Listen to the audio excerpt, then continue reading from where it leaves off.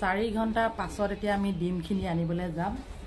কিন্তু মই মাজতে এবাৰ চাই আহিলোঁ ডিম কেইটামান হেৰাই গ'ল আহক এতিয়া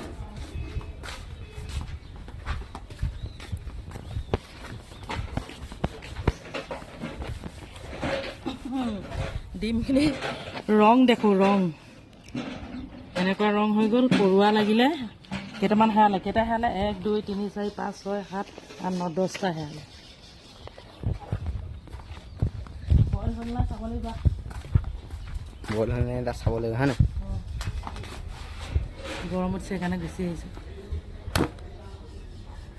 কি ভাঙিল